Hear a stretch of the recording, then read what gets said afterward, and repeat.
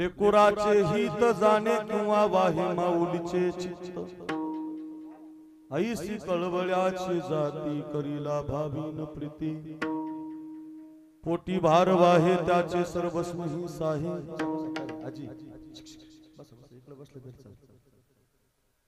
ऐसी कळवळ्याची जाती करीला भावीन प्रीती तुका म्हणे माझे तुम्हा संतावरी ओझे ऐसी कळवळ्याची जाती करीला भावीन प्रीती नमो ज्ञानेश्वरा नमो ज्ञानेश्वरा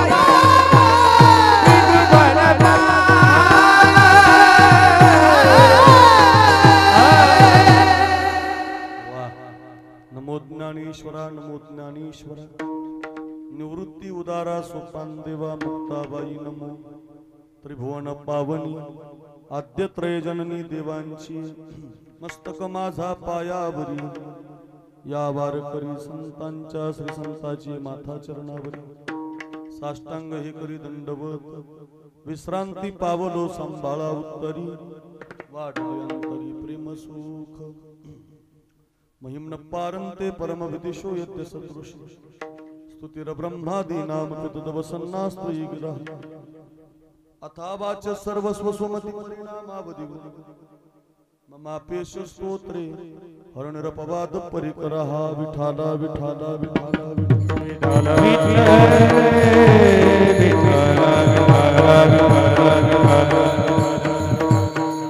लेकुराचे हित जाणे किंवा वाहे माऊलीचे चित्त ऐसी कळवळ्याची जाती करीला भावीन प्रीती। अच्छा, पवित्र कीर्तन सेवेसाठी आपण एकत्रित आहोत आणि या कीर्तन सेवेसाठी निवडलेला अभंग वारकरी संप्रदायाच्या कलशस्थानी विराजमान असणारे जगद्गुरु श्री तुकाराम महाराज आणि तुकाराम महाराजांच्या अभंग गाथेमधला संत जीवनाला आईचा दृष्टांत आईचा रूपक देऊ। आई जशी आहे तसे संत आहे आणि संत कसे आहेत तर आई सारखे। आईला संतांचं रूपक दिले, संतांना आईचं रूपक दिले, दृष्टांत दिला आईचा। या जगामध्ये आई कशी असते तर लेकुराची हित, लेकरासाठी तिचं हित करणारी, लेकरासाठी जगणारी, जाणे माऊलीचे म्हणजे आईचे चित्त, तिचं चित्त फक्त लेकराजवळ असतं अशी जी आई आहे। कशी असते आईशी कळवळ्याची जाती, जिच्या अंतःकरणामध्ये कळवळ आहे, हृदय तिचं पाझरणार आहे, पोटी भारव आहे, विना स्वार्थाचं विना लाभाचं दगडासारखा गोळा सांभाळणारी माय जशी आहे तशी संत आहे। आणि अशा संतांच्या पायावरती माझं मस्तक मी ठेवलेलं आहे। तुका म्हणे माझे तुम्हा संतावरी ओझे, कोणत्या संतावच्या पायावर ठेवले जे आईच्या हृदयाचे आहे। कशा आहेत संत आणि कशी आहे आई, दोनही कळतील, संतही कळतील आणि आई पण कळेल, अभंगही कळेल आणि आई पण कळेल असा अभंग मी निवडलेला आहे। राहिलेल्या तूर्त वेळेमध्ये 12 सव्वा 12 जास्तीत जास्त 12च, पण राहिलेल्या 1 तासामध्ये अतिशय आपली जास्तीत चाली आम्ही म्हटलो नाही, बरोबर आपल्या वेळेत बोलायला सुरुवात झाली। पावणे 11ला म्हणजे आपण बोलायला लागलो. 1.25 तास आपल्याला आहे. 12 वाजेपर्यंत आपण नैवेद्याच्या वेळेपर्यंत अगदी या कार्यक्रमाला थांबवण्याचा प्रयत्न करू. पैकी अल्पसा परिवार आहे आपल्या या डाळस नंबर 1 या गावी गेल्या वर्षभरात 1 वर्षापूर्वी ज्या मातोश्रीचं निधन झालं, कैलासवासी मंदोदरी बाई हरिबा जगताप, वय वर्ष 104. वा, 104 वर्ष ही आजी जगली. काय भाग्यानं आयुष्य मिळालं, 100च्या पुढे आयुष्य मिळालं. आणि मंदोदरी नाव होतं, पवित्र नाव आहे. ज्या पंचकन्या सांगितलेल्या आहेत त्याच्यामध्ये एक कन्या मंदोदरी होती. आणि मंदोदरी ही आपल्या पावित्र्याला पवित्र बनवता येत होतं तिला, असं तिचं शरीर होतं. अशी मंदोदरी, आणि तिचं नाव घेऊन या आईनं आपलं जीवन 104 वर्ष या डाळजमध्ये जगलं. आणि त्यांच्यानंतर कैलासवासी छबाबाई असेल, कैलासवासी कुसुम असेल, त्यांच्या परिवारातल्या या मुली श्री गजानन हरिबा जगताप, 74 माजी सरपंच, माजी संचालक कर्मयोगी सहकार साखर कारखाना किंवा माजी सरपंच गजानन हरिबा जगताप, श्री हनुमंत हरिबा जगताप, अशोक हरिबा जगताप, जालिंदर हरिबा जगताप, कर्मयोगी सहकारी साखर कारखान्याचे संचालक आहेत. नातवंडे आहेत, पत्रुंड आहेत, नातू आहेत, अगदी पंतू आहेत. या समस्त सहपरिवारानं, जगताप परिवारानं आपल्या मंदोदरी आईचं म्हणजे आजीचं या ठिकाणी वर्ष श्राद्धाचं कीर्तन आयोजित केलेलं आहे. आणि त्याला अनुसरून आपण सगळेजण या ठिकाणी एकत्रित आहोत. भाग्यवान माता आहे. 104 वर्षाचं आयुष्य या आईला मिळालं. आणि 104 वर्ष जगून या समस्त कुटुंबाला, या परिवाराला एक संस्कार, वारकरी संप्रदायाचे संस्कार, अतिथी देवो भव, आचार्य देवो भव, मातृदेवो भव, पितृदेवो भव, हे वेदाचे संस्कार देणारी ही 104 वर्षाचं आयुष्य जगणारी माता गेल्या वर्षी आपल्या कुटुंबातून निघून गेली. आणि त्या आईच्या जाण्याच्या प्रत्यर्थ दुःख झालं परिवाराला, गावाला. आणि त्या संबंधातून आमच्या आईला देवाच्या पायाजवळ जागा मिळाली पाहिजे या उद्देशातून या समस्त जगताप परिवारानं महाराष्ट्राचे लोकप्रिय आमचे गायक ओंकार महाराज जगताप, आवाजाचा बादशाह त्यांना म्हटलं जातं. तार सप्तकातला आवाज आहे, मधुर लागतो, खालचा षड्ज लागतो, मधला लागतो, वरचा पण लागतो. 2-3 षड्जे लावून आवाज असा मधुर गोड आवाज, महाराष्ट्राचा सध्या बुलंद आवाज, आवाजाचे बादशाह महाराज बनलेले आहे. कोणत्याही भागात जा, हिंगोली जा, इंदापूर जा, पुणे जा, नाशिक जा, कोणत्याही भागात ज्यांच्या आवाजाची जादू आहे असे आमचे ओंकार महाराज जगताप, आळंदी देवाची. खरं तर जगतापच परिवार आहे, त्यांचंही आडनाव जगताप आहे. योगायोगा त्यांनी संपर्क केला, या परिवाराने त्यांच्याशी संपर्क केला. त्या अक्रूर महाराजांचं कीर्तन आपल्याला मिळतंय का बघा. मी इंदापूरला हर्षवर्धन पाटलांच्या त्या शाळेवर, कॉलेजवर कीर्तन केलं होतं. तेव्हापासून या मंडळीचा आग्रह होता. आणि त्या संबंधातून ओंकार महाराज जगताप यांनी, गावकऱ्यांनी, या जगताप परिवारातल्या काही सदस्यांनी संपर्क केला. आणि ओंकार महाराजांच्या मध्यस्थीने ही तारीख आमच्या डायरीमध्ये लिहून दिली. त्याला अनुसरून आज आपला येण्याचा योग निर्माण आहे. अतिशय सुंदरसं वातावरण कार्यक्रमासाठी उपलब्ध आहे. स्वतः महाराज गाण्यासाठी आहे. ओंकार महाराजांना माझं वंदन आहे. दुसरे आमचे धनंजय महाराज, सोमनाथ महाराज उर्फ धनंजय महाराज, 2 नावं आहेत. फार सुंदर गातात, त्यांचाही आवाज गोड आहे, त्यांनाही माझं वंदन आहे.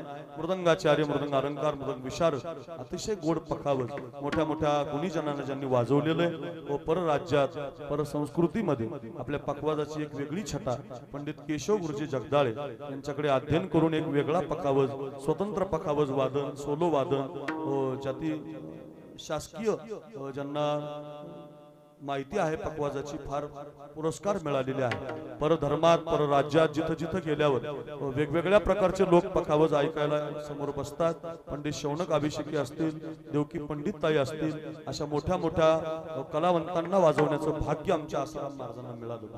म्हणून अगदी आसाराम महाराज साबळे आपल्याला वाजवण्यासाठी उपलब्ध झालेत. मोठा वेळात वेळ काढून त्यांनाही माझं वंदन. आधी करून आपण सगळी गुणीजन टाळकरी मंडळी, या इंदापूर तालुका आहे ना, इंदापूर तालुक्यातील ही सगळी विनेकरी बाबांच्या पासून सगळी गुणवान टाळकरी मंडळी, या भागातली गायक असतील, एखाद्याचं नाव राहण्याची शक्यता आहे. सगळ्या गुणीजनांच्या बद्दल मला आदर आहे.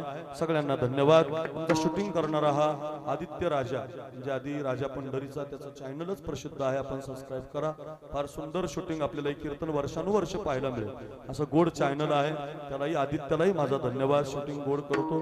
अगदी आपण बसलेली सगळी भाविक मंडळी, बहुसंख्य माता माऊल्या, सगळ्या मातांना, सरपंच आहेत, साहेब त्यांनाही वंदन। घराचं सरपंच की आहे, गाव पुनर्वसन झालेलं गाव, त्या संबंधातून डाळची ही सगळी माता माऊल्या, सगळे सोयरे, पै पाहुणे, आप्तेष्ट मित्र परिवार व भागाभागातून आलेली आपण भाविक मंडळी, सृष्टी मातीचे चांगले सूरज मंडप डाळ, त्यांनाही माझं वंदन। चांगला आवाज दिलाय, भालदार चोपदार विनेकरी आल्यापासून स्वागत करणारी सगळी मंडळी व जुनी भजनी मंडळी असतील ज्यांनी दगडाच्या टाळामधून गायले अभंग, अशा जुन्या भजनी मंडळीला वंदन। माझ्या संगतीमध्ये आमचे गणेश महाराज आहेत, त्यांनाही वंदन। सगळ्यांची नाव घेतली अशी समजतो, अभंगाला कीर्तनाला सुरुवात करतो। इतकी सुंदर कीर्तनाची सेवा आहे, आई पण कळेल, एक आई गेली ना, आईचंही चरित्र कळेल आणि संतांचं सुद्धा चरित्र कळेल। सर्वांगाचे कान करून ऐका, विठाला विठाला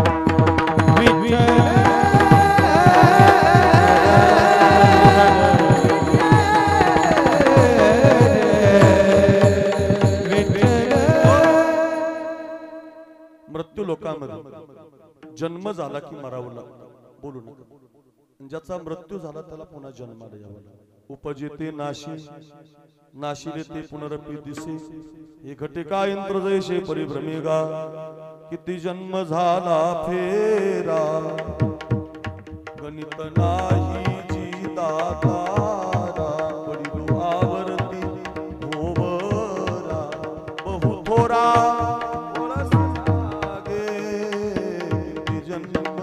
झाला फेरा, किती जन्म झाला फेरा। जन्म म्हटलं की मृत्यू आहे, नदीचा अलीकडचा काठ आहे म्हणजे पलीकडचा काठ आहे। नदीचा अलीकडचा काठ जन्म आहे, नदीचा पलीकडचा काठ मृत्यू आहे। पण जन्म मृत्यूच्या मधलं जे आयुष्य मिळालंय ते बर्बाद करायचं नसतं, वायाला घालवायचं नसतं, पुन्हा पुन्हा मिळत नाही। औट हात का मानव देह, अल्लाने तुझ दिया, औट हात का मानव दे, अल्लाह ने तुझ दिया, अरे खाया पिया सुख से सोया, ना जमाना खोया, खाया पिया सुख से सोया, भज मन नारायण, भज मन नारायण, भज मन नारायण, भज मन नारायण। गोड शब्द बघा, पुन्हा ऐका। औट हात का मानव दे, आसाराम महाराज, औट हात का मानव दे, अल्लाह ने तुझ दिया, औट हात का मानव दे, अल्लाह ने तुझ दिया, अरे खाया पिया सुख से सोया, ना जमाना खोया, खाया पिया सुख से सोया,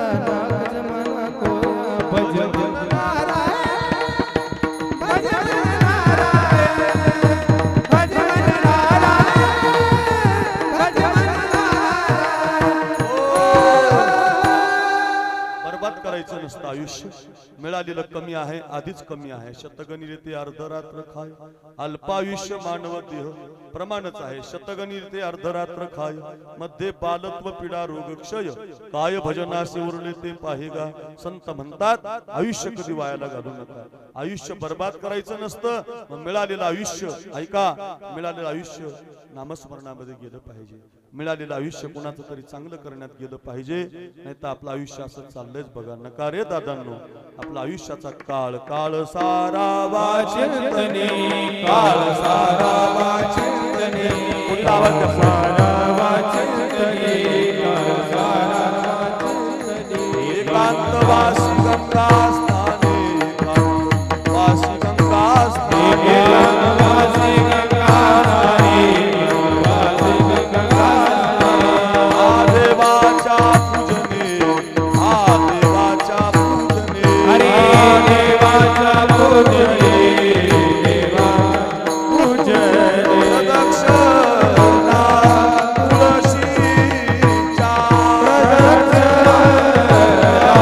तुळशी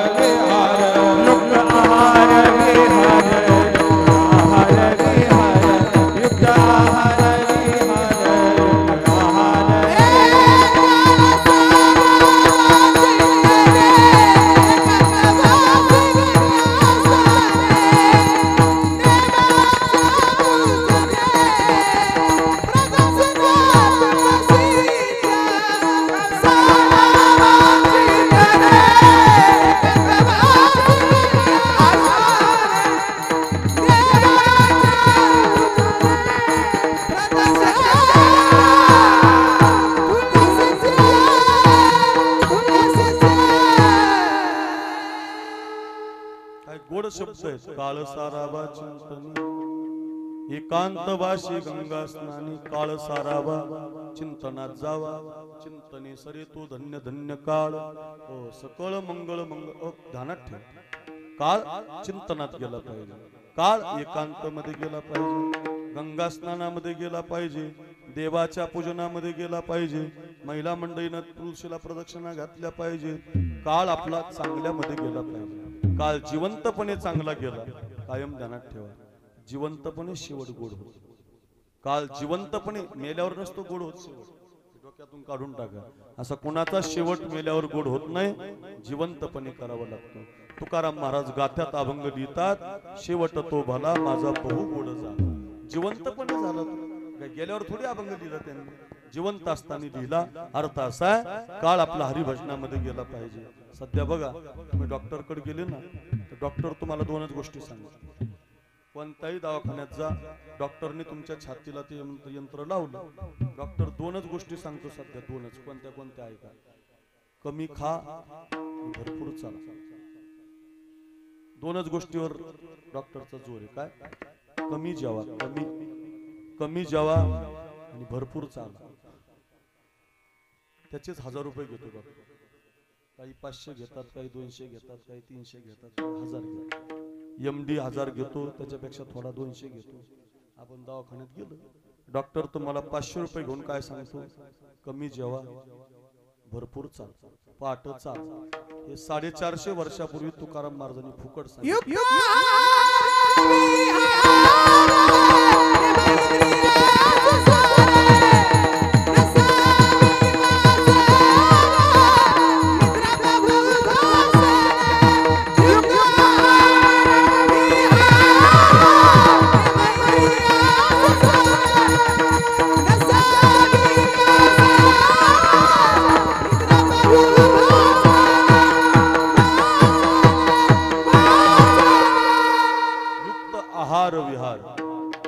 झोपणं आणि आहार दोनही फुकट सांगितलंय. तुम्हाला काही पैसे लागत नाही वाचायला, बरं का. नेम इंद्रियासी नेम, नसावी बासर, नसावी निद्रा, नसावी बहुभाषण. जास्त बोलू नये, जास्त झोपू नये, जास्त खाऊ नये. म्हणजे फुकट सांगितलं महाराज संतांनी, पैसे सुद्धा घेतले नाहीत त्याचे, फुकट आहे आपल्याला. चला, मी कशासाठी सांगतो?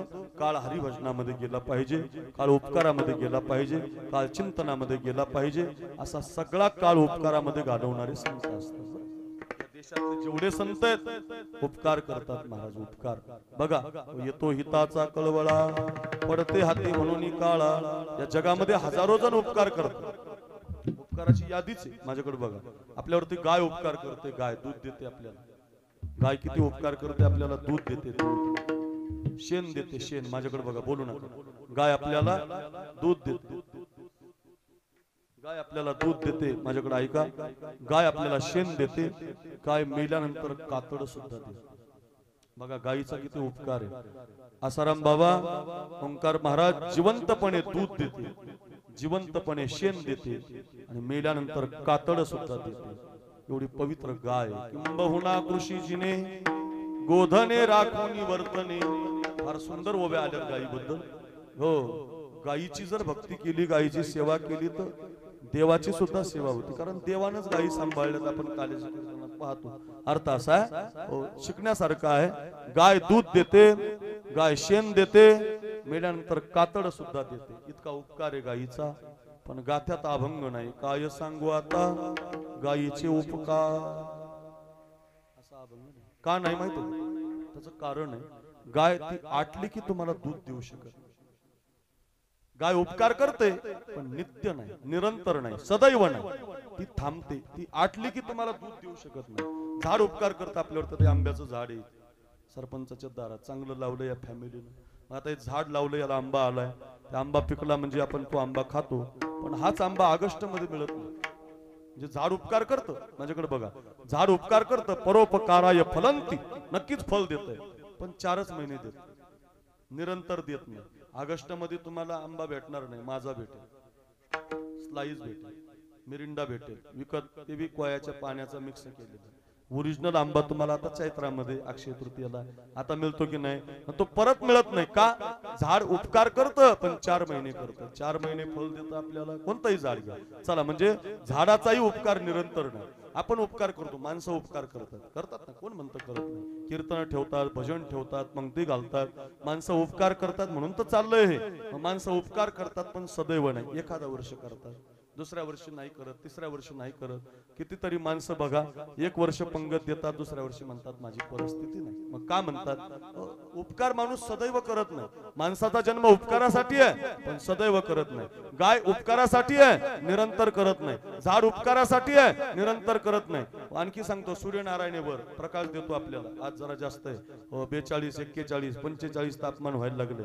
सूर्यनारायण आपल्याला प्रकाश देतो. तो जर उगवला नाही तर मग आपल्या वनस्पत्या उगून येणार नाही, आपल्याला प्रकाश मिळणार नाही. माऊलीने वर्णन केलं, सूर्य अधिष्ठिली प्राची जगा राणी व दे प्रकाशाची. सगळ्या जगाला प्रकाश देतो पण ऐका, दिवसा प्रकाश देतो, रात्री देत नाही. रात्री जर सूर्यनारायण असता, लाईट बिल आलं नसतं, आपल्याला जनरेटर सप्त्यात लावायची गरज पडली नसती, वाढीव दर बिल तुम्हाला धरणातून मोटरीचं मिळालं नसतं. अर्थ असा आहे, सूर्य उपकार करतो पण नित्य नाही, निरंतर नाही. माणसं उपकार करतात, निरंतर नाही. गाय उपकार करते, निरंतर नाही. गंगा उपकार करते, गंगा धूत पाप्याचा उगाना, ती परम पवित्र गंगा जाणा. वाचे म्हणता गंगा गंगा, सकळ दोष जाते भंगा. का पीडित पाप ताप, मोखित त्रिचे पादप, समुद्रात जाया गंगेचे जैसे. अनंत उपकार करते गंगा. तुम्हाला मला प्यायला पाणी देते, आपली शेती सांभाळते, आपल्याला पाणी देते. उपकार आहे तिचा. पाऊस नाही पडला आणि ती जर आटली, उपकार करू शकत नाही. म्हणजे गंगा पण उपकार करते, निरंतर नाही. गाय उपकार करते, निरंतर नाही. माणसं उपकार करतात, निरंतर नाही. झाड उपकार करते, निरंतर नाही. सूर्यनारायण उपकार करतोय, निरंतर नाही. मग निरंतर उपकार कोण करतोय? मजन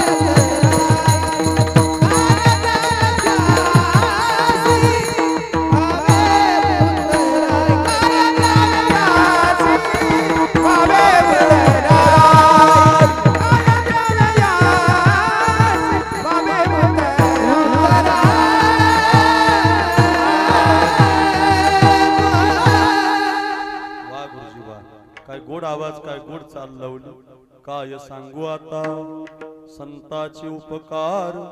मज निरंतर जागविती. निरंतर शब्द इथं गाईला नाही, गंगेला नाही, माणसाला नाही, झाडाला नाही, सूर्यनारायणाला नाही. उपकार कुठं आला? मज निरंतर जागविती. संत सदैव उपकार करतात. तुम्ही दुपारी ज्ञानेश्वरी वाचा तरी उपकार करतात, झोपेतून उठल्यावर वाचा तरी उपकार करतात, दिवसातून एकदा वाचा तरी उपकार करतात. ज्ञान होया ज्ञानासी, ऐसावर त्या टिकेसी. ज्ञान होय मुढा, अति मूर्ख त्या दगडा. वाचिल जो कोणी, जनी त्यासी लोटांगणी. ऐका, ज्ञानेश्वरी उपकार करते. किती उपकार करते. तुम्ही ज्ञानेश्वरी वाचल्यावर ज्ञानोबारांची कृपा नाही होत, देवाची कृपा होते. महाराज देवाची. ज्ञानेश्वरी वाचल्यावर अंतकरणातला भाव शुद्ध होतो. कृपा करे हरी बाबा कृपा करे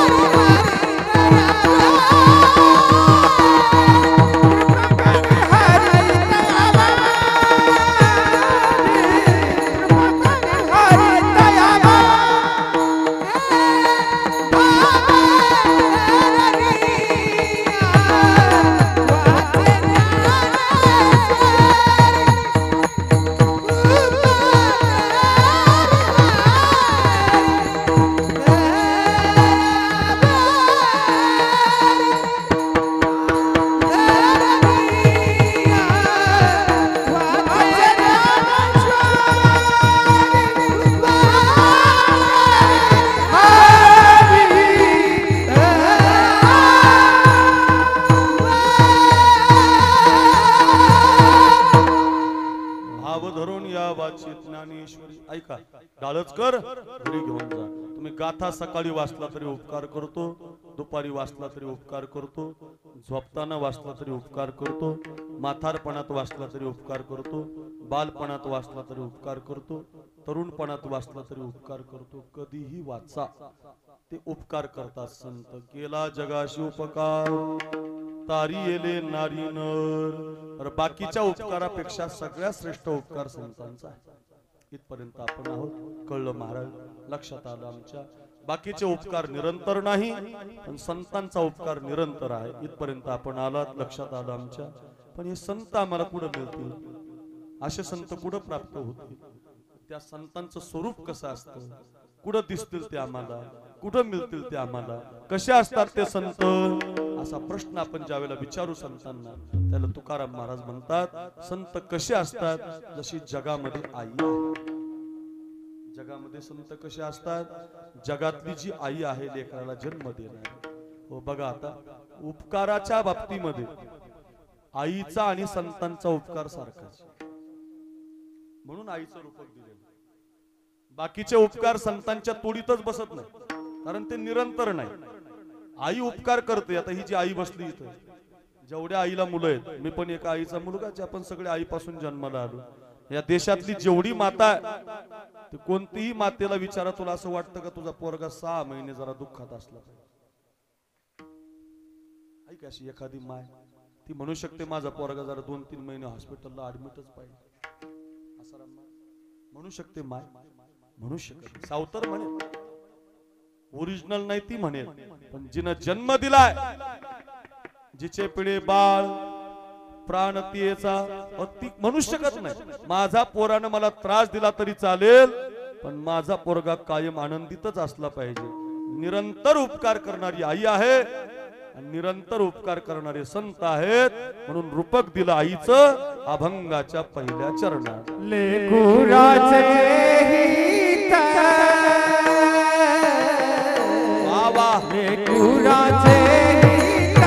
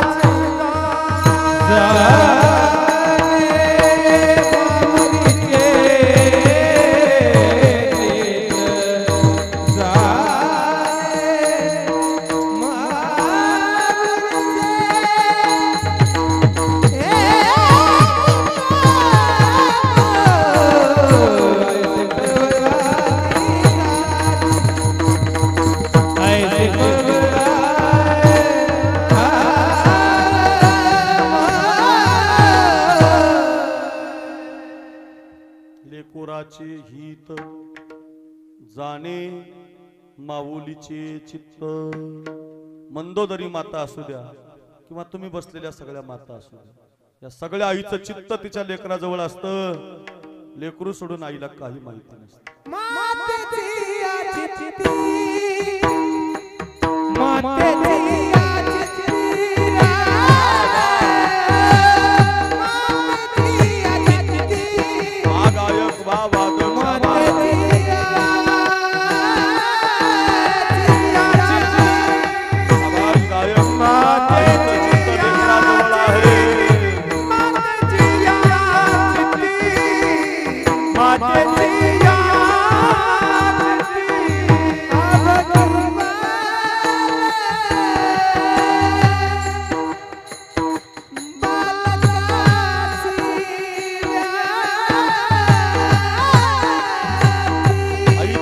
आईचं चित्त फक्त लेकराजवळ असतं बघा.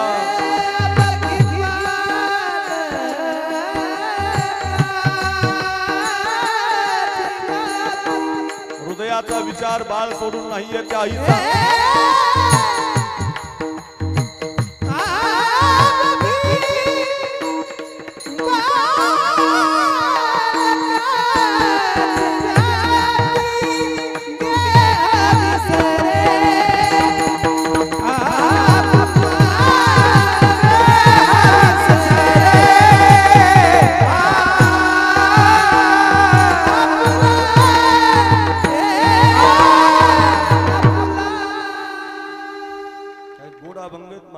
मातेची चित्ती अवघी बाळकाची व्याप्ती, देह विसरे आपुला जवळी घेता शिन गेला. लेकराला एकदा तिनं जवळ घेतलं ना, दिवसभर उन्हामध्ये चटके खाणारी माय लेकराला मिठी मारू द्या, तिनं संपून जातं, तिचा सगळा रास होऊन जातो, दुःख निघून जातं, कष्ट संपून जातात. मी सांगत नाही, तुकोबाराय सांगतात. लेकुराचे हित जाणी माऊलीचे चित्त. आमच्या बीड जिल्ह्यामध्ये एक केस तालुका, आपला जसा इंदापूर तालुका आहे पुणे जिल्ह्यात, तसा केस तालुका आहे बीड जिल्ह्यात. आणि त्या केस तालुक्याला एक तात्याराव लहाने नावाचे डॉक्टर जन्माला. जे जे हॉस्पिटलला नेत्रतज्ञ आहेत, आता रिटायर झाले, त्या डॉक्टरांना पद्मश्री पुरस्कारानं गौरवण्यात आलं. महाराष्ट्रामध्ये खूप मोठं काम केलं त्यांनी. 1 लाख लोकांचे डोळ्यांचे फ्री ऑपरेशन केले. 1 लाख लोकांची फीस नाही घेतली, स्वतःच्या खर्चातून फ्री ऑपरेशन केलं. गरीबाचं काम केलं की लोक तुम्हाला श्रीमंत करत असतात, कायम ध्यानात ठेवा. गरीबानं श्रीमंतानं कधी श्रीमंतीत मोठा होत नाही. श्रीमंतानं गरीबात आलं पाहिजे, श्रीमंतानं गरीबीला सांभाळलं पाहिजे. हो, एखादा उंच माणूस उंचामध्ये गेल्यावर त्याची उंची कळणार नाही. उंच माणूस ज्यावेळेला खुजामध्ये येईल, ठेंगण्यामध्ये येईल, त्या दिवशी तो उंच दिसत असतो. श्रीमंत माणूस गरीबात आला पाहिजे, गरीबाच्या लग्नाला आला पाहिजे, त्यानं गावातल्या सप्त्यामध्ये पंगत घातली पाहिजे, त्यानं गरीबाला सांभाळलं पाहिजे. एखाद्या मुलीचं लग्न जमत असेल आणि तिच्या लग्नाला जर 20,000 रुपये कमी पडत असतील तर श्रीमंतानं दिले पाहिजे. मग तो महाराज का असे ना, दिले पाहिजे. त्या मुलीचं लग्न जर तुम्ही लावत असाल ना, ती पाटील म्हणत असते, पाटील तुम्ही स्वर्गाला जाणार आहेत पाटील, माझं लग्न तुमच्यामुळे झालं पाटील. तुम्ही गरीबाला सांभाळा. श्रीमंतानं गरीब सांभाळला पाहिजे. श्रीमंतानं श्रीमंताच्या यादीत जात राहिलं तर गरीब जगणार नाही. विनंती असेल, श्रीमंतीचा उपयोग गरिबीसाठी करा, आपल्या जवळचं देण्यासाठी करा. किसी के काम जो आये उसे इंसान करते, किसी के काम जो आये उसे इंसान पराया दर्द अपनाए उसे साथ दे. कहीं सुख है कहीं दुख है, कहीं सुख है कहीं दुख है, इसी का नाम जीवन है. किसी को अपना जो माने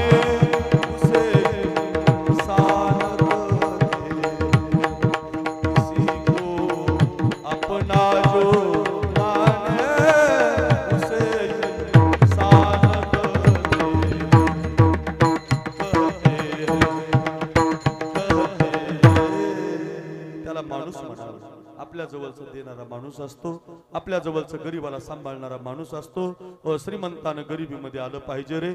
ऐका ऐका, फार महत्वाचं असेल. त्या डॉक्टरांनी 1,00,000 लोकांच्या डोळ्याचे ऑपरेशन फ्री केले. कधी जर ते डॉक्टर तुम्हाला भेटले, कधी फेसबुकला, युट्यूबला, सोशल मीडियाला त्यांचं नाव टाकलं तर त्यांची सगळी कहाणी येते. त्या डॉक्टरांची आता मुलाखत झाली आणि त्यांना विचारण्यात आलं माईकवर की डॉक्टर, तुम्हाला पद्मश्री मिळाला, तुम्ही एवढे उंच गेलात कशामुळे? त्या डॉक्टरांचं ऐका ऐका, पहिलं चरण कळेल तुम्हाला. ते डॉक्टर सांगतात, सगळ्या मंडळीला सांगतो, 6वीला शाळेत असताना माझ्या 2ही किडन्या खराब झाल्या. काय म्हणतात ते डॉक्टर? 6वीला शाळेमध्ये जात असताना माझ्या 2ही किडन्या खराब झाल्या होत्या. ऐका हो माईकवाले, ऐका हो पत्रकार, ऐका समाज बांधव, माझ्या आईनं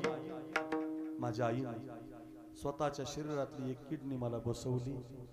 आईच्या किडनीवर मी आजपर्यंत जिवंत आहे. आईनं जर किडनी दिली नसती ना मला, तर मी जगू शकलो नसतो. नवे किडनीचं आयुष्य 20 वर्षाचं असतं. एखाद्यानं जर आपल्याला किडनी दिली तर 20 वर्ष माणूस जगतो. ऐका, ते डॉक्टर 40 वर्ष झाले अजून जिवंत आहे, फक्त आईच्या किडनीमुळे. म्हणजे तुमची किडनी खराब झाली, ती किडनी देणारी आई आहे. खरंच सांगतो मी तुम्हाला, आमचे ओंकार महाराज, मी स्वतः, आम्ही 5-6 जण साताऱ्याला कीर्तनाला गेलो. खाली सातारा आहे ना, साताऱ्याला कीर्तनाला गेलो होतो. ऐका, आणि गाडीतून येता येता आमच्या गाडीला ट्रॅक्टर आडवा आला. गाडीने आमच्या पलटी मारली, 2-3 पलट्या बसल्या, पण भाग्याने आम्हाला कोणाला काही लागलं नाही. पण माझा हा हात पूर्ण डॅमेज झाला, तुटला तो हात. साताऱ्याच्या हॉस्पिटलमध्ये मला ऍडमिट केलं. डॉक्टरांनी नवीन हाड बसवलं, मला सगळं झालं. पण त्या काळात त्या तुटलेल्या हाडामध्ये माझी एक शीर दबली होती. डॉक्टरांना वाटलं महाराजांचं वय तरुण आहे, होईल चालू. त्यांनी सगळं बदललं, पण ती शीर बदलली नाही. परिणामे माझा हात चालू झाला, हात 4-5 महिने गळ्यात राहिला, सगळं व्यवस्थित झालं, पण माझ्या हाताची स्पंदनं गायब झाली. म्हणजे हात हलत नव्हता, डुलत नव्हता. या हातानं असं वर आणावं लागायचं, खाली गेला की वर येत नसायचा. 6 महिने गेले, 8 महिने गेले. डॉक्टर म्हणायचे येईल. मला मात्र आता वाईट वाटायला लागलं. फेटा बांधता येईना, कपडे घालता येईना, अपंग झालो मी. एवढा रोज फिरणारा महाराज मला फेटा बांधता येईना. एका रूम मध्ये आमच्या खालच्या घरात मी रडत बसलो. मला आई सांगायची तुम्हाला. माझी माय जवळ आली, मी तिला अक्का म्हणतो. आमच्या आईनं माझ्या डोक्यानं असा हात फिरवला, ऐका, आणि माझी माय मला म्हटली, अरे अरे अरे महाराज, महाराजच म्हणते मला, महाराज तुझ्या डॉक्टरांना विचार, माझ्या हाताची शीर काढून तुझ्या हाताला बसवता येईल का, आणि तुझा हात पहिल्यासारखा फेटा बांधायला तयार होईल का. त्या दिवशी मला कळालं, जगामध्ये शीर देणारी, ऐका, किडनी देणारी फक्त आई आहे. म्हणूनच तुकाराम महाराज म्हणतात, लेकुराचे हित सबसे बड़ी है माँ, सबसे बड़ी है माँ. गायक ऐका रे, आईसाठी आला, सबसे बड़ी आईचं कीर्तन चालू आहे.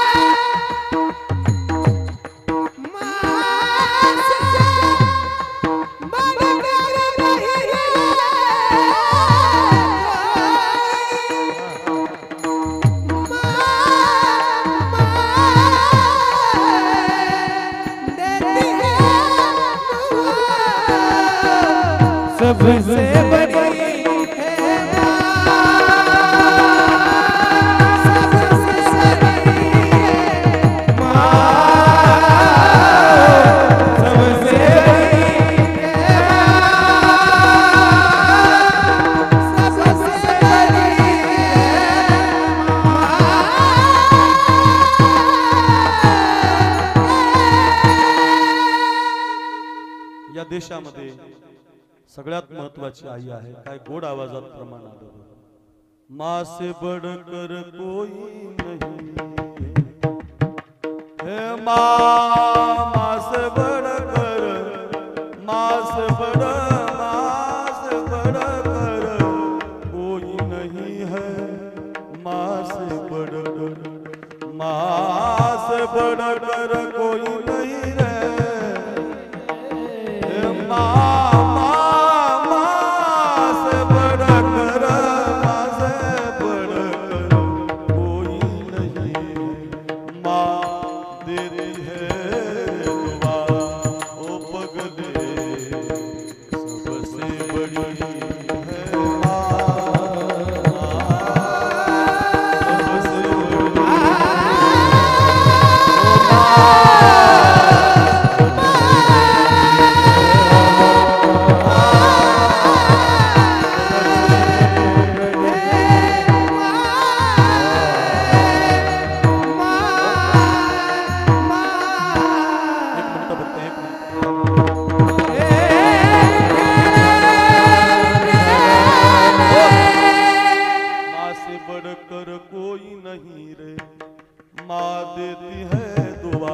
आपण आईसाठी सांगतोय.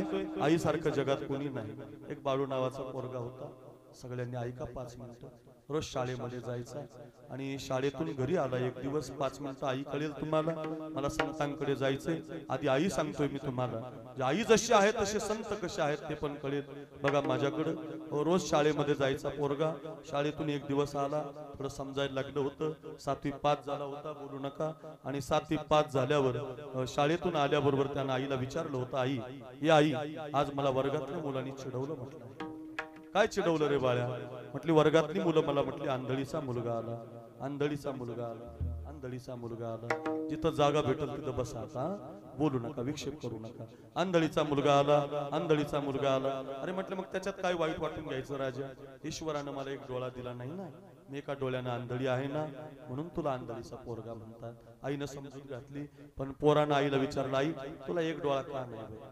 या आई तू अशी आंधळी का दिसते बरं? या आई तू डुचकी का दिसते बरं? याला कुठे उत्तर असतं का वासरांना? उत्तर नसायचंय. म्हातारी आपली जाऊ दे म्हणायची. आता काय करता, दिला नाही देवानं डोळा, काढून द्यायची बाळ्याला शाळेमध्ये. 8वी पास झाला, 9वी पास झाला, 10वी पास झाला.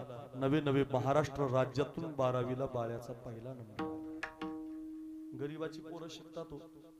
श्रीमंताच्या पोरांना पेन म्हटलं की 12 पेन, पेन म्हणूस तरच पेन 12 आणायला लागले. तुम्ही नका आणू महाराज, एकच पेन आहे. त्याला पेनाची किंमत कळणार नाही, वहीची किंमत कळणार नाही. आळंदीला आलो होतो. आमचा ओंकार हा किती भारी गातोय ना ओंकार महाराज, किती भारी वाजवतात नाही आसाराम महाराज. हे दोघे जण ज्यावेळेला आळंदीला शिकायला होते, मग अशी गाडीमध्ये ओंकार महाराज मला म्हटले, बाबा म्हणलं तुम्ही लय गाजले बा महाराष्ट्रात, काय तुमच्या आवाजाची जादू आहे. ते म्हटले महाराज जेव्हा बापानं मला शिकायला पाठवलं होतं, पेटी घ्यायला सुद्धा पैसे नव्हते. आता लोक पेट्या घेऊन देतील, रांग लावतील तुमच्याकडे. काय आवाज आहे महाराज? म्हणा तेवढं प्रमाण, म्हणा तेवढी आई, म्हणा चलो माझी काया. महाराज म्हणा तुमच्या आवाजात अभंग. ऐका रे, गरीब पोरं शिकतात बरं. पोराला तुमची श्रीमंती कधी दाखवू नका. या मताचा मी आहे. त्याला पहिला नंबर आला पाहिजे, त्यानं संस्कृत राहिलं पाहिजे, सुसंस्कृत त्यानं जगलं पाहिजे. असं जर प्रत्येक आईला आणि बापाला वाटत असेल तर पोराला मायबापांनी घडवलं पाहिजे, त्याला गरिबीची जाण दिली पाहिजे. ऐका रे, ज्या मुलांना जाण आहे तेच पोरं अशा आईचा कार्यक्रम करू शकतात. तुम्हाला मान्यच करावं लागेल. जाण नसणारी मुलं येत नाहीत. भाळवणी नावाचं गाव आहे नगर जिल्ह्यात, कधी गेले तर विचारून या त्या गावाला. 20 दिवस झाले मी कीर्तन केलं वर्ष श्राद्धाचं. कीर्तन एका लाल फेट्याच्या म्हाताऱ्याने ठेवलं होतं. कीर्तन सुरू झालं, कीर्तन रंगलं. जवळजवळ 2000 लोक कीर्तनाला होती. कीर्तन संपल्यावर तो लाल फेट्याचा म्हातारा माईकवर बोलायला उभा राहिला. आम्ही सगळेजण त्याच्याकडे बघत होतो. तो लाल फेट्याचा म्हातारा, ऐका, लाल फेट्याचा, बोलू नका, लाल फेट्याचा म्हातारा माईकवर म्हणत होता, महाराज ज्या आईचं तुम्ही कीर्तन केलं तिचा मी नवरा आहे, ती माझी पत्नी होती. आम्हाला एकच मुलगा आहे. आमचा एक पोरगा आम्ही शिकून डॉक्टर बनवला, तो अमेरिकेला आहे. आई गेली तरी आला नाही, तिच्या दशक्रिया विधीला पण आला नाही, गंगा पूजनाच्या विधीला पण आला नाही. जाऊ द्या, तेवढ्या वेळात त्याला ती पासपोर्ट वगैरे आमचं मिळालं नसेल, त्याला वेळ मिळाला नसेल, पण आता वर्ष श्राद्ध 1 वर्षापूर्वीच आहे ना, तरी सुद्धा माझा पोरगा आला नाही. अशी खूप मुलं आहेत. तुम्ही खूप शिकवलंय त्यांना, पण त्याच्या गळ्यात माळ घातली नाही. तुम्ही खूप शिकवलंय त्याला, पण त्याला तुम्ही आई दाखवली नाही. तुम्ही खूप श्रीमंत बनवलं त्याला, पण त्याला तुम्ही कधी कीर्तनात आणलं नाही. परिणाम त्याला आईची जाणीव नाही, बापाची जाणीव नाही. सध्याचा काळ असाच आहे. हर बात को तुम भूलो भले, माँ बाप को मत भूलना. हर बात को तुम भूलो भले, माँ बाप को मत भूलना. चाहे लाख कमाई धन दौलत बंगला कोटी बनाया. चाहे लाख कमाई धन दौलत बंगला कोटी बनाया है. ये लाख नहीं ये खाक है सब, इस राज को तू मत भूलना. हर बात को भूलो भले, माँ बाप को तू मत भूलना. मत भूलना, मत भूलना. नुसतं ऐकू नका. महाराज लय भारी आवाज आहे, लय पकवाजा तयार आहे. पुन्हा लक्षात ठेवा. हर बात को तुम भूलो भले, माँ बाप को मत भूलना. चाहे लाख कमाई धन दौलत बंगला कोटी बनाया है. चाहे लाख कमाई धन दौलत बंगला कोटी बनाया है. ये लाख नहीं ये खाक है सब, इस राज को तू मत भूलना. हर बात को भूलो भले, माँ बाप को तू मत भूलना. मत भूलना, मत भूलना. लक्षात ठेवा रे, जिवंत असताना मायबाप सांभाळा, जिवंत असताना आई सांभाळा. रोज विचारायचं, आई वा आमचे गलांडवाडीचे चेअरमन आले इतक्या दुरून माझी भेट घेण्यासाठी, या परिवाराच्या दुःखामध्ये सहभागी होण्यासाठी. फार दूर आहे इथून, मला वाटलं लांब आहे म्हणून मी तुम्हाला फोन केला नाही, पण त्यांचं आमच्या कीर्तनावर प्रेम आहे. ओंकार महाराज, आसाराम महाराजांच्या पखवाजावर गायनावर प्रेम आहे. इथंच काय, माझ्या गेवरायला सुद्धा ही मंडळी कीर्तनाला येणारी आहे. अगदी आमच्या परिवारातली सगळी चेअरमन आदी करून आपण सगळी गलांडवाडीकर मंडळी आलात. तुम्हाला माझा मानाचा मुजरा आहे, धन्यवाद आहे. ऐका रे दादांनो, माझं घरी घेऊन जा. हो खरंच सांगतो तुम्हाला, रोज माय आपली समजून सांगायची. बाळ्या शाळेमध्ये जायचा. ऐका बरं, आई कळेल. आई प्रत्येकाला आई कळेल. तुम्हाला माझा प्रवास सुखाचा होईल. या मंदोदरी आईचं वर्ष श्राद्ध सफल होईल आणि या जगताप परिवारानं ठेवलेलं कीर्तन परिपूर्ण होईल. घरी घेऊन जा. रोज आई म्हणायचा, आई तुला आंधळ का बनवलंय, आई तुला डोळा का नाही, आई तू डुचकी का दिसते. माय बिचारी डोक्यावर हात फिरवायची, जा रे बाळ्या, जा रे बाळ्या, काढून द्यायची. 12वीला महाराष्ट्र राज्यातून पहिला नंबर आला बाळ्याचा. गावातल्या सरपंचांनी, गावातल्या मुख्याध्यापकांनी बाळ्याचा सत्कार ठेवला. मोठं व्यासपीठ लावलं. हो, कुणीतरी सन्मान चिन्ह बनवलं, कुणीतरी तुळशीचा हार आणला, कुणीतरी गुलाबाचा हार आणला, कुणी पानाचा हार आणला. हो, इतकं कौतुक गावाला झालं. गरीब आईच्या पोरानं, एका आंधळ्या आईच्या पोरानं महाराष्ट्र राज्यातून पहिला नंबर आणला.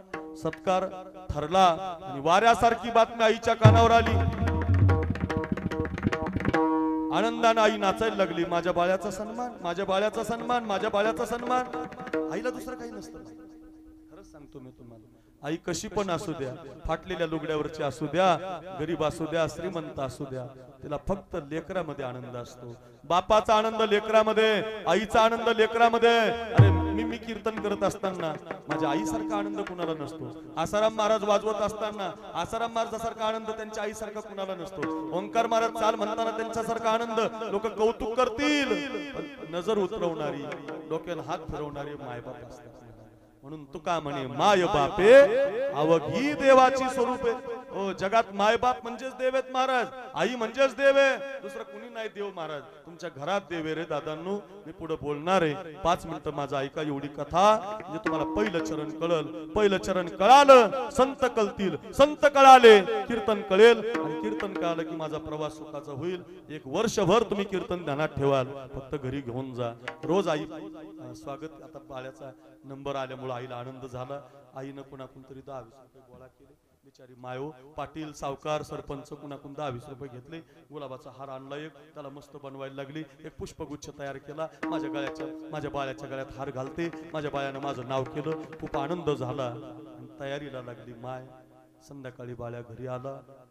आई, हे आई, गावामध्ये माझा सत्कार होणार आहे. आई माझी मिरवणूक काढणार आहेत, होणारे बाळ्या. आई मला सन्मान चिन्ह देणार आहेत, होणारे बाळ्या. आई माझ्या गळ्यात हार घालणार आहेत, होणारे बाळ्या. माहिती पडले रे मला, पण आई ऐक ना, माझ्या त्या सत्कार सोहळ्याला तू येऊ नको आहे. तू जर आली नाही, ती बघ आंधळी आली म्हणते, ती बघ डुसकी आली म्हणते, आंधळीचा पोरगा आहे म्हणतील. आई मला चिडवलंय तुझ्यामुळे, आई तुझ्यामुळे मी सहन केलंय. आता एकच कर आई, कृपया माझ्या सत्काराला येऊ नको. आईच्या डोळ्यामध्ये अश्रूच्या धारा लागल्या. हार खाली पडला रे बाळ्या. येऊ दे रे, पाहू दे रे मला तुझा सत्कार. आतापर्यंत माझ्या वाट्याला दुःख झालंय रे. तुझा बाप दारू पिऊन पिऊन मरून गेला, माझ्या पोटामध्ये तुझा अंश ठेवला. तेव्हापासून मी दुःखीच आहे राजा. एका डोळ्याने तरी तुझा आनंद पाहू दे ना मला. मी काही करणार नाही राजा, मी लांबून बघेल तुला, मला पाहू दे रे राजा. मला एका डोळ्याने तुझा आनंद पाहू दे. ऐका बघा, ऐका रे, ऐका ऐका. डाळचकर येणाऱ्या येऊद्या, बसण्याला बसू द्या. तुम्ही जे ऐकणारे आहात त्यांनी 10 मिनिटं लक्ष देऊन ऐका. आई कळेल, आई कळेल. आई एका मंदोदरी आईसाठी कीर्तन ठेवलंय ना, मग कीर्तन शिकण्यासाठी असेल तर माझ्याकडे लक्ष द्या. आई आई म्हणत होती, येऊ दे रे बाळ्या मला. बाळ्या म्हणत होता, खबरदार आई, तू जर माझ्या सत्काराला आली नाही, मी तुला कधीच बोलणार नाही. बाळ्या निघून गेला होता. माय रडून रडून रडून ढिली झाली होती. कळून चुकलं होतं, आपल्या बाळ्या आपल्याला पाहू देत नाही. आता संध्याकाळची वेळ झाली होती बघा. डाळचकर मोठ्या थाटामाटात बाळ्याची मिरवणूक निघाली होती. व्यासपीठावरती बाळूला बोलवण्यात आलं होतं.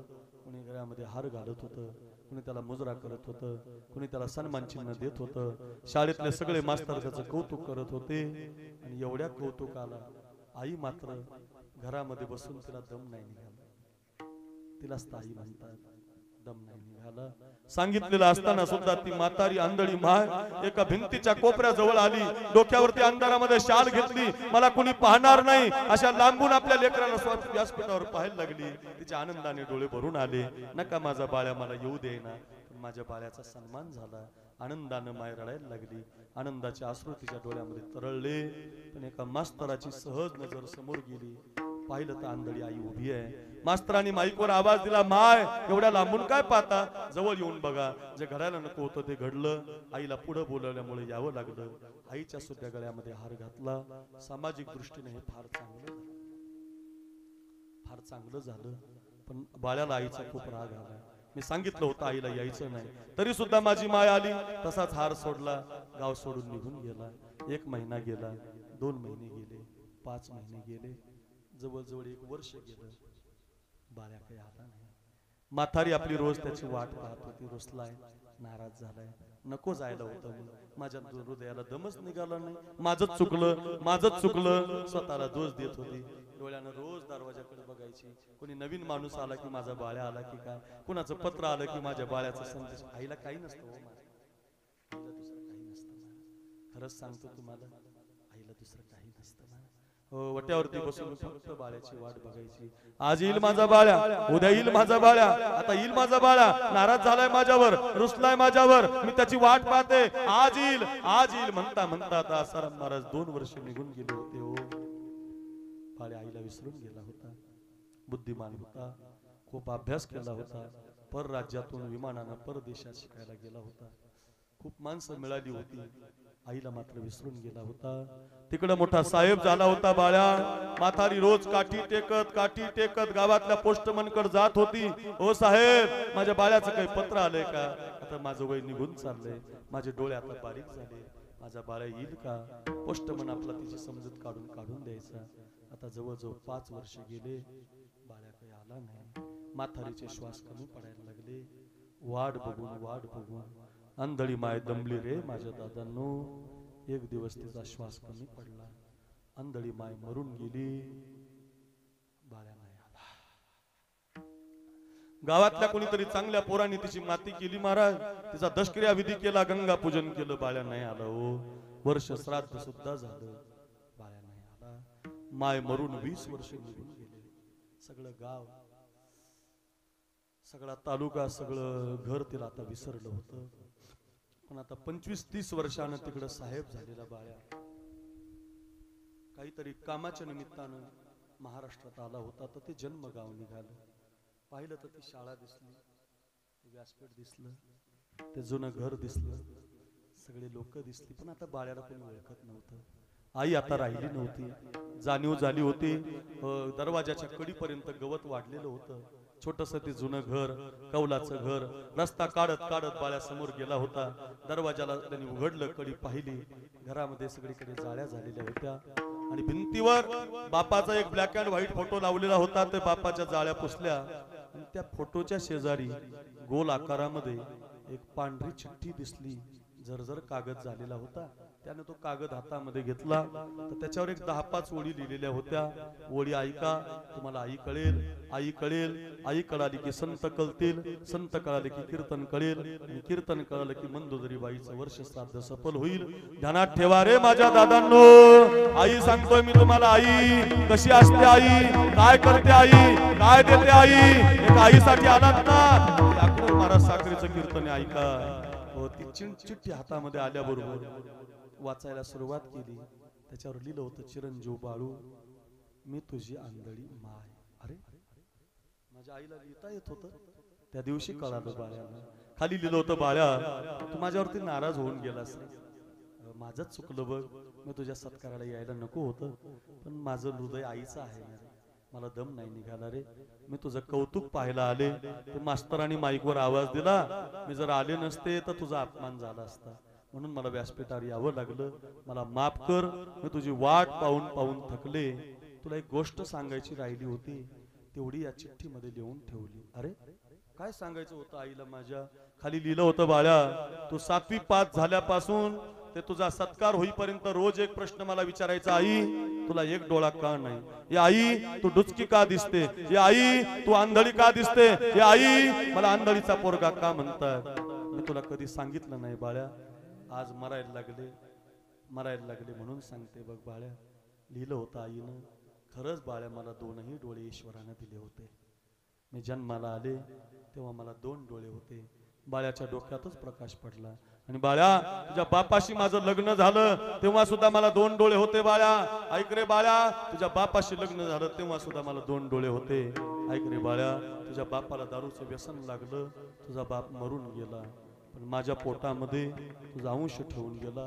मला हॉस्पिटलमध्ये ऍडमिट केलं होतं. माझ्याकडे बघा, हॉस्पिटलमध्ये मला ऍडमिट केलं होतं. बाळू, मला 9 महिने 9 दिवसानं तुझा जन्म झाला. धावतच डॉक्टरांनी मला सांगायला आले, आई आई आई तुम्हाला मुलगा झालाय, फार गोंडस आहे, राजपिंड आहे, गोरा पान आहे. आई तुमचा पोरगा फार सुंदर आहे. मी आनंदानं डुलायला लागले. मला आनंद झाला. अंगावरचे शहारे उभे राहिले. माझा नवरा गेला, माझ्या काठीचा आधार आला, माझ्या जगण्याचा आधार आला. मी आनंदाने डुलायला लागले. आनंद जास्त काळ काही टिकला नाही बाळ्या. डॉक्टरांनी मला सांगितलं, आई तुमचा पोरगा फार गोरा पान आहे, पण ईश्वरानं तुमच्या बाळ्याला 1 डोळा दिला नाही. तुमचा बाळ्या एकाच डोळ्यानं जग पाहू शकतो. त्याचा 1 डोळा निकामी आहे. मी डॉक्टरांना म्हटलं, डॉक्टर असं करू नका, माझ्या बाळ्यानं 2 डोळ्यानं जग पाहिलं पाहिजे. डॉक्टरांनी मला सांगितलं, मग आई एक करावं लागेल. बालपणातच तो लहान असतानाच तुमच्या डोळ्याचं ऑपरेशन करावं लागेल. तुमचा 1 डोळा काढावा लागेल, आणि तो डोळा जर तुमच्या बाळ्याला बसवला तर तुमचा पोरगा 2 डोळ्यानं जग पाहू शकतो. मी होकार दिला बाळ्या, मी होकार दिला. डॉक्टरांनी माझ्या डोळ्याचं ऑपरेशन केलं बाळ्या. माझा 1 डोळा काढला आणि तो डोळा तुला बसवला. तेव्हापासून मला लोक आंधळी म्हणायला लागले. तेव्हापासून मला डुचकी म्हणायला लागली बघ लोक.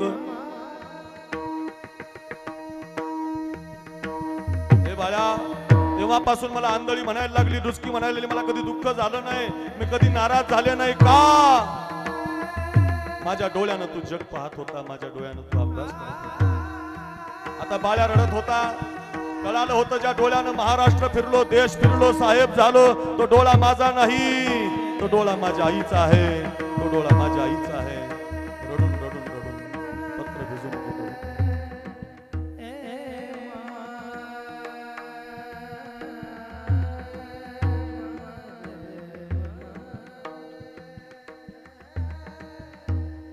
रडून रडून पत्र भिजून गेलं होतं. रडून रडून पत्र भिजून गेलं होतं. माफी मागायला आई राहिली नव्हती. लक्षात ठेवा रे माझ्या दादांनो, तुमचा डोळा खराब झाला तर डोळा देणारी आई आहे. तुमची शिर खराब झाली, शिर देणारी आई आहे. तुमची किडनी खराब झाली, किडनी देणारी आई आहे. म्हणून अभंगाचं पहिलं चरण.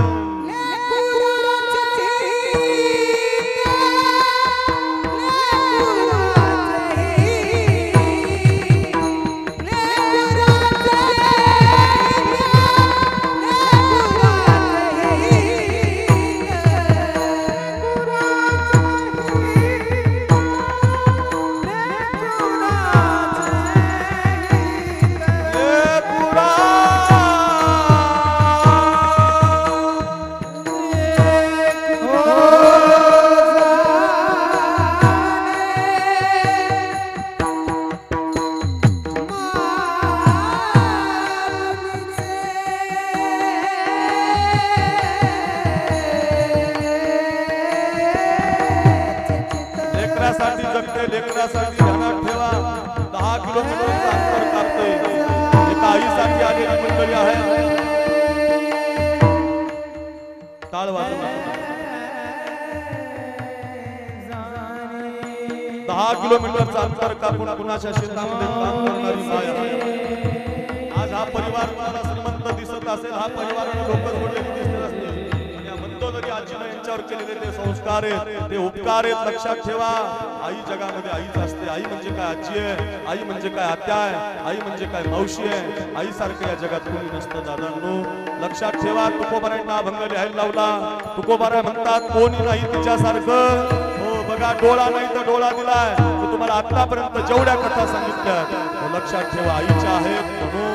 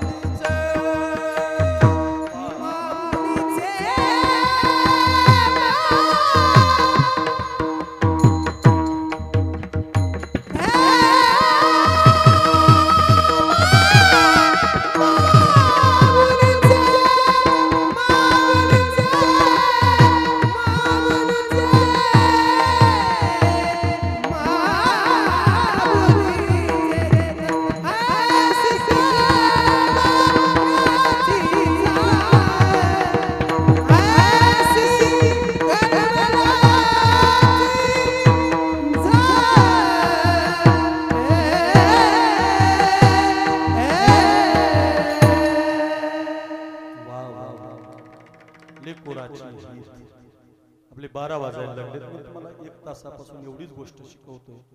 लेकुराचे ही सानी माऊलीचे चित्त जशी आई लेकरासाठी आहे, तसे संत आहेत. आता याच्यासाठी एक कथा आणखी सांगतो. जशी आई आपकार्यावर सुद्धा उपकार करते.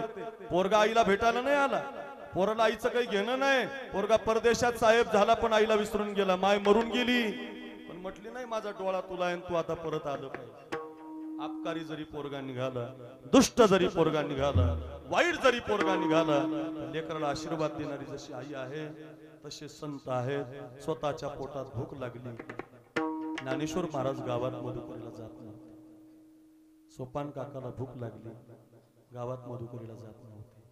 निवृत्तीनाथ दादांना भूक लागली, गावात जात नव्हते.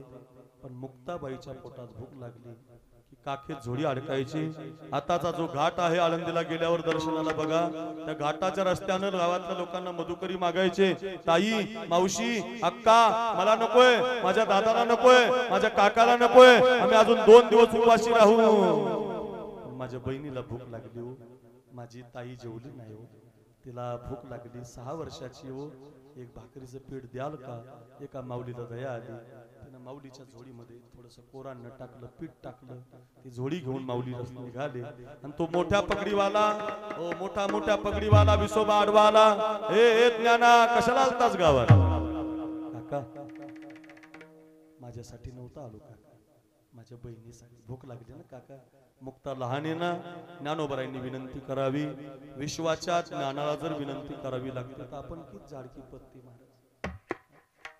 अरे ज्यांनी लोपले ज्ञान जगी, इतने नदी कोणी ज्ञान दिलंय जगात. कोण ज्ञानोबा आहे? सगळ्या जगाला ज्ञान दिलंय. त्यांना जर विनंती करावी लागते तर आसाराम महाराजन, अक्रूर महाराजन, ओंकार महाराजन, अरे काय घेऊन बसते भाऊ, हात जोडावे. ज्ञानोबारांना सुद्धा हात जोडावे लागले. हो, समाज असाचे महाराज, जोपर्यंत तुम्ही जिवंत आहेत तोपर्यंत तुम्हाला कधी चांगलं म्हणणार नाही. ज्ञानोबाराय जिवंत होते, झोळी फाडली त्यांची, आंघोळ करू दिली नाही त्यांना. ऐका ऐका, हो बाटलो रे म्हणायचे लोक माऊलीला पाहिल्यावर, बाटलो रे. आता त्याच माऊलीला पाहायला इंद्रायणीच्या पलीकडून बारी आहे. आता दर्शन 1 तासात होत नाही, 3 तास लागतात. का? इंग्लंडहून लोक येतात, अमेरिकेहून लोक येतात. ज्ञानोबाराय, ज्ञानोबाराय, ज्ञानोबाराय. साहेब असू द्या, आमदार असू द्या, मंत्री असू द्या, माऊली म्हणलं की सहन करा. लोकांनी दिलेला त्रास सहन करा. शिकून जा घरी, लोकांना त्रास देऊ द्या. तुमच्या इंदापूरला, तुमच्या भिगवणला पोरांनो एवढी सगळी मंडळी कीर्तन ऐकतात. ऐका, हो सगळ्या प्रकारचे दुकान असतात, त्याच्यात एक लोहाराचं दुकान असतं. कधी गेले ना त्या लोहाराच्या दुकानात, तर त्या लोहाराच्या दुकानाचं उद्घाटन होतं. त्यानं साखरे महाराज, ओंकार महाराज, आसाराम महाराजांना बोलवलं होतं. लोहाराच्या दुकानात नवीन आणलं होतं सगळं. भाता आणला होता, भाता कोळशे फुकायचा भाता असतो ना, तो नवीन आणला होता. माती सुद्धा त्यानं नवीन आणली होती, गाढव सुद्धा त्यानं नवीन आणलं होतं. माझ्याकडे बघा, हो ते जे छन्न्या असतात ना, छन्नी माहिती ना, छन्न्या सुद्धा चोपदार नवीन आणल्या होत्या. हातोड्या ज्या घाव घालायच्या हातोड्या असतात ना, हातोड्या सुद्धा नवीन आणल्या होत्या. सगळे नवीन पदार्थ आटम आणले होते. पण त्याच्यात आसाराम महाराज, ती जी आयरन होती ना, आयरन, ती मात्र जुनी होती. गंध कालवला, हो मंत्र पुष्पांजली सुरू झाली. हो महिम्न पारंते परम विदिशो, ब्राह्मण मंत्र म्हणायला लागले. आणि गंध लावायच्या टायमिंगला नवीन वस्तूला गंध लावायला गेलो तर तेवढ्यात तो लोहार म्हटला, ओ बाबा छन्नीला गंध लावू नका, त्या हातोडीला गंध लावू नका, पहिला गंध आयरणीला लावा. अरे मी म्हटलं ती जुनी आहे ना, ती हातोडी नवी आहे, हे भाता नवा आहे, हे छन्न्या नव्या आहेत, आयरन जुनी आहे, तिला कशाला गंध लावायचा? ऐका त्याचं उत्तर. तो म्हटला, ही आयरन माझ्या पंजोबाची आहे, ही आयरन माझ्या आजाची आहे, ही आयरन माझ्या बापानं मला याच्यावरच काम शिकवलं बाबा, आणि मी सुद्धा याच आयरणीवर काम करून पोट भरतो महाराज. ऐका, माझ्या आजापासून पंजापासून हीच आयरन आहे. मी त्याला विचारलं, का रे सगळे पदार्थ सगळे नवीन आणले आटम, एवढी आयरनच का जुनी ठेवली? त्यानं दिलेलं उत्तर ऐका. तो म्हटला, महाराज ही छन्नी घाव घालणारी आहे, हातोडा घाव घालणार आहे, लोखंड घाव घालणार आहे, आयरन घाव सहन करणारी आहे. कायम ठेवा, घाव घालणारे तुटून जातात, घाव घालणारे तुटून जातात, सहन करणारे कायम ध्यानात राहतात. ज्ञानेश्वर महाराजांचे विसोबा ध्यानात नाही लोकांचे, ज्यांनी झोळी फाडली तो ध्यानात नाही, ज्ञानेश्वर महाराज ध्यानात येत. सहन करायला शिका. लोकांनी दिलेला त्रास सहन, थोडा वेळ असतो त्रास महाराज, सहन करा. फार मोठं वाक्य घरी घेऊन जा. सहन केलं माऊलीनं, तशीच फाटलेली झोळी हातातून हिसकावून घेतली, पीठ खाली टाकून दिलं. काय दुष्ट बुद्धी, काय वाईट बुद्धी, किती अपकारो. हो तुम्ही ज्ञानोबा माऊली म्हटलं तर तळ आताच्या फोडाप्रमाणे जपताय आम्हाला. महाराज आले, फॅन लावा, कोणी एक फॅन लावा, ते कोणी एक फॅन लावा. महाराज आले, महाराजाला दूध द्या, महाराजाला चहा द्या, महाराजाला जेवण चांगलं बनवा. महाराज वर्ष श्राद्धाचं खातो की नाही दुसरं बनवा. काय थाट आहे महाराजाचा. साखरे महाराज आले, आमका महाराज चेअरमन, हो जांबूक आणतोय, द्राक्षे आणतोय. महाराज महाराज महाराज, हो सगळे तुम्ही आम्हाला प्रेम करता, आम्हाला नाही करत तुम्ही. हे तुम्ही ज्ञानेश्वर महाराजावर प्रेम करता, हे तुम्ही तुकाराम महाराजावर प्रेम करता. का? त्यांनी सहन केलं महाराज. जी माणसं सहन करत असतात, ध्यानात ठेवा. काकीतली जोडी माती मिक्स केली, तशीच फाटलेली जोडी घेऊन गेले ज्ञानोबाराय. हंबरडा फोडून रडले. मुक्ताबाई दारात आली. मुक्ताबाईने समजूत काढली. सगळी कथा सांगायला वेळ नाही, 2 तास लागतील बघा. आता 15 तारखेपासून आमची रामकथा आहे. हो, आमचे ओंकार महाराज आहेत. 15 तारखेपासून आमदारानं कथा ठेवलेली आहे. तुम्हाला लाईव्ह पाहायला मिळेल. वेळ आपली संपत आलेली आहे. 12 वाजायला लागले. सगळी कथा आता सांगायला वेळ नाही आपल्याला. जोडी फाटली होती. माऊली रडत होते. मुक्ताबाई म्हणत होती, दादा रडू नकोस, कुठून तरी भाकरी आणू. कुठून तरी भाकरीची व्यवस्था झाली. रडणं बंद झालं. आणि एक दिवस मांड खाण्याची म्हणजे पुरणपोळी खाण्याची इच्छा झाली. तर मांड करायला खापर लागत होतं. ते खापर सुद्धा मिळू दिलं नाही विसोबानं. पाहिला कसं करील मांड. मुक्ताबाईनं माऊलीच्या पाठीवर मांड भाजलं होतं. लाजला हो. ज्यानं मांड्याला खापर मिळू दिलं नाही का, अपकारी, ज्यानं मधुकरी मिळू दिलं नाही का, असा विसोबा. माऊलीनं पाहिला, मुक्ताबाईनं पाहिला. माझ्याकडे बघा, हात केला त्याला, काका इकडे या, तुम्हाला बघायचंय होय, जवळ येऊन बघा. जवळ बसवलं महाराज जवळ. आणि माऊलीच्या पाठीवरचं मांड त्याच्या ताटात टाकलं, त्याला खायला दिलं. कुणाला? ज्यानं त्रास दिला, ज्यानं भाकर मिळू दिली नाही, ज्यानं आंघोळ तुम्ही करू शकताय. अहो राम राम नाही घातला तर पाहुण्याचं कोण पाहत नाही. आपण एक इताचा बांध आपल्या सख्या भावानं कोरला तर एका आईच्या गर्भातून आलेले भाऊ एकमेकांच्यासाठी कोरतात. इथं भाकरीचं पीठ मिळू दिलं नाही. ऐका, इथं मधुकरीच मिळू दिली नाही. इथं कपडे आंघोळ करू दिली नाही. त्याला सुद्धा संतांनी माफ केलं. जगाच्या बाजारात आई नाही तर कायच संत नाही. म्हणून ज्ञानाबाई माझी अनाथाची माय. ज्ञानाबाई माझी अनाथाची माय. ज्ञानाबाई माझी अनाथाची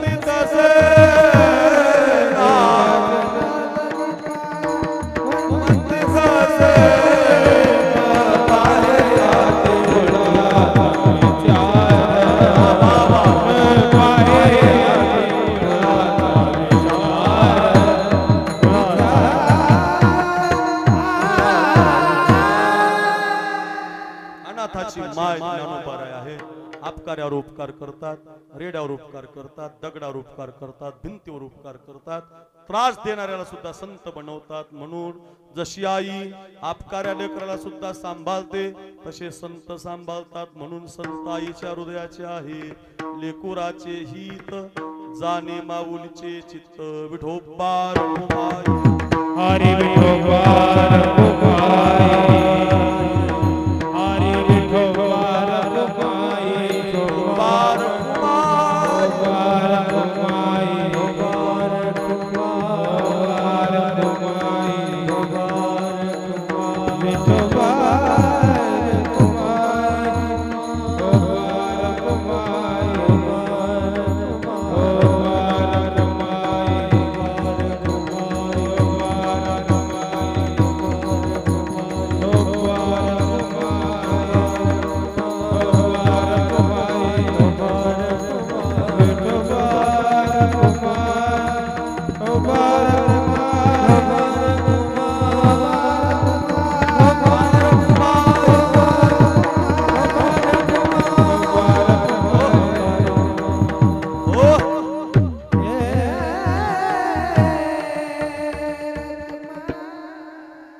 सगळ्यांच्या हातात फुलं येईपर्यंत एक 5 मिनिटं घेणार आहे. सगळ्यांना फुलं येतील तोपर्यंत फक्त बोलू नका. 5 मिनिटं ऐका. रामप्रभूची रामकथा सांगणारा मी महाराज. रामायणामध्ये अशा काही माता आहेत की त्या माता आपल्या आईला शिकल्या. ऐका. पहिल्या वरानं भरताला गादी मागितली होती कैकेयीनं. आणि दुसऱ्या वरानं रामाला वनवास मागितला होता. 14 बरस राम वनवास. हे राघवा रघुकुल रीत सदाच जी आई, प्राण जाय पर वचन न जाय. पुनि पुनि कीर्तनी हो सुनी सुनाई, पुनि पुनि कीर्तनी हो सुनी सुनाई. दिल की प्यास बुझत न बुझाई, सीताराम चरित अति पावन. मधुर सरस मंगल भवन मंगल हारी, प्रभु शुभ शरद राम सिया राम सिया राम जय जय राम. राम सिया राम सिया राम जय जय जय राम जय जय राम. किती सुंदर आहे रामकथा. पहिल्या वरानं भरताला गादी मागितली होती आणि गादी मागितल्या बरोबर रामाला वनवास हा शब्द ऐकला होता. ऐका रे माझ्या दादांनो ऐका. आणि तो दशरथ राजा खाली पडला होता. तुमच्याकडे मरताना माणसं खालीच ठेवली जातात ना, सगळीकडे तसंच आहे बरं का. खाली पडला होता तो दशरथ राजा. पडला होता बघा. एक एक त्याचं मस्तक कौशल्याच्या मांडीवर होतं बघा. माझ्याकडे असं पांढरी भिंत होती. ऐका, पांढरी भिंत होती. त्या पांढऱ्या भिंतीवर कौशल्याच्या मांडीवर डोकं ठेवून दशरथ राजा म्हणत होता, बघ कौशल्य बघ, बघ कौशल्य, ते बघ ते बघ ते बघ. त्या भिंतीवर मला चित्र दिसतंय, बघ त्या भिंतीवर मला चित्र दिसतंय. कौशल्या म्हणत होती, मला नाही दिसत मालक. काय दिसतंय तुम्हाला? ऐक ना कौशल्य, ते बघ त्या झाडाखाली ती आंधळी आई आहे. ती बघ त्या झाडाखाली आंधळा बाप आहे. बघ बघ तो श्रावण पाण्याची झारी घेऊन निघालाय त्यांची तीर्थयात्रा करायला. बुडबुड बुडबुड बुडबुड आवाज आला. बघ बघ कौशल्य, बघ बघ बाण सोडला. तो बाण लागला त्याच्या छातीमध्ये. हाय राम म्हणून तो खाली पडला. मी धावतच गेलो. माफ कर रे मला श्रावणा, माफ कर रे मला म्हणत होतो. तो श्रावण म्हणत होता, राज तुमच्या बाणानं माझं मरण निश्चित आहे, पण ही पाण्याची झारी घ्या. त्या झाडाखाली माझी आंधळी आई आहे, त्या झाडाखाली माझा आंधळा बाप आहे. एवढी पाण्याचं त्यांना झारी पाणी पाजा आणि मगच सांगा तुमचा श्रावण राहिला नाही. बघ बघ कौशल्य, दिसतंय मला त्या चित्रामध्ये. मी पाण्याची झारी घेऊन निघालो. त्या ब्राह्मण पुत्रावधूनी शोकाकुल झाला रुमनी. आसवे आनुनी नयनी तो बदला अंत तुझ्या नाशाना. मी पापी श्रावण बाळा, शर आला तो धावून आला काळ. विवळला श्रावण बाळ, आला या निरंबळवारी. गेलो मी या कासारी, लगबग भरोनी झाली. तो परत फिरे तो तुमचा शर आला. कसा पुरात तुम्ही बसला, शर आला तो धावून आला काळ. विवळला श्रावण बाळ, श्रावण बाळ. शांताबाई शेळकेची कविता ही 40 वर्षापूर्वी या लोकांना शाळेमध्ये होती. मास्तर शिकवायचा तर पोरं रडायची. आता अशा कविता राहिल्या नाही, आता काही नाही महाराज. जुन्या काळात आई ग थोर तुझे उपकार, आई ग थोर तुझे उपकार, आई ग थोर तुझे उपकार. 9 महिन्यांनी 9 दिवसांनी, 9 महिन्यांनी 9 दिवसांनी गेले गुकार जन्म देऊनी थोर मला संस्कार. आई ग थोर तुझे उपकार, आई ग थोर तुझे उपकार, आई ग थोर तुझे.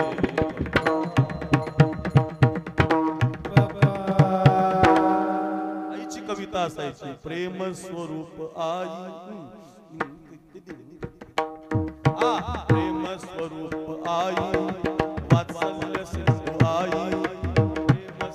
कशी वा एकटा हा प्रेमस्वरूप आई प्रेम स्वरूप आई वात्सल्य सिंधू आई बोलावं तुझं आता मी कोणत्या उपाय बोलावं तुझं आता मी कोणत्या उपाय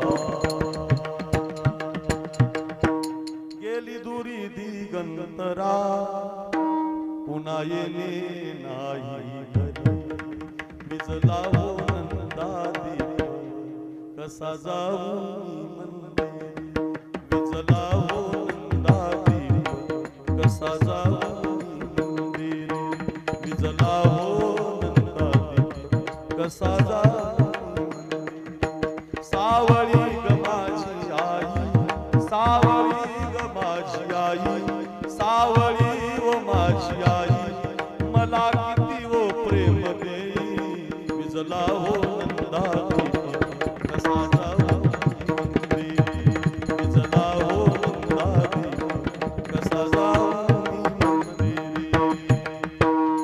वा सारामजी अशा खूप कविता आहेत आई ती आई असते ना आई बद्दल सांगतोय बघा बघ बघ कौशल्य हो मी पाण्याची झारी घेऊन गेलो माझ्या पायाची चाहूल लागली आणि त्या आंधळ्या आईनं मला विचारलं का रे श्रावण आलास का मी श्रावण नव्हतो मी राजा होतो मी म्हटलो मी राजा आहे अरे तू असशील रे राजा आमचा राजा कुठे तुमच्या राजाला माझा बाण लागला आणि त्या आंधळ्या आईनं ऐक रे ऐक ऐक कौशल्य मला श्राप दिला दिसतोय मला चित्रामध्ये काय श्राप दिलाय आंबासीत झाले पुत्र दुःख आंबासीत झाले पुत्र दुःख बरी तू पावासी पुत्र शो चार मुलं असतात राजा चार तुला अंत समयाला एकही नसेल बघ तो आईचा श्राप मला लागलाय बघ मी तुझ्या मांडीवर आहे राम लक्ष्मण वनवासात गेले भरत शत्रुघ्न मामाच्या गावी गेले आईचा श्राप कधी घेऊ नका कधीच घेऊ नका आईला सांभाळा या दोन हाताने आईला सांभाळा आज दोन पिशव्या घेऊन 104 वर्षाची माता या जगताप कुटुंबाला घडवणारी आज तिची मुलं 75 वर्षाची आहेत 65 वर्षाची आहेत नातू आहेत घरामध्ये सरपंच पद आहे कारखान्यावर नोकरी करणारी मंडळी आहेत सुशिक्षित आहेत एवढं चांगलं घर आहे अध्यात्माला काय लोक जमलीत महाराजी वर्ष श्राद्धाला एवढी लोक जमत नाही तुमच्या भागात या घरानं माणसं जोडलेली आहेत या आईनं ते संस्कार दिलेले आहेत आज ती माता वर स्वर्गामध्ये उभी आहे उजव्या हातातली पिशवी तपासली आपल्या हातात फुलं आलेत ऐका उजव्या हातातली पिशवी तपासली उजव्या हातामध्ये केलेले कष्ट तिची जबाबदारी तिचं कर्म बाहेर पडलं आणि डाव्या हातातल्या पिशवीमध्ये या सगळ्या जगताप परिवारानं आमची मंदोदरी आजी देवाच्या पायाजवळ राहावी म्हणून ठेवलेलं कीर्तन ज्ञानोबा आहे नाथ बाबा तुकोबा आहे आईच्या कथा पिशवीतून बाहेर पडल्या आणि सगळ्यासाठी असणारा दंड खाली झाला आणि भगवंताच्या लालबुंद पायाजवळ प्रकाशामध्ये आज 12:15 वाजता ही मंदोदरी नावाची आई देवाच्या पायाजवळ स्थिर झाली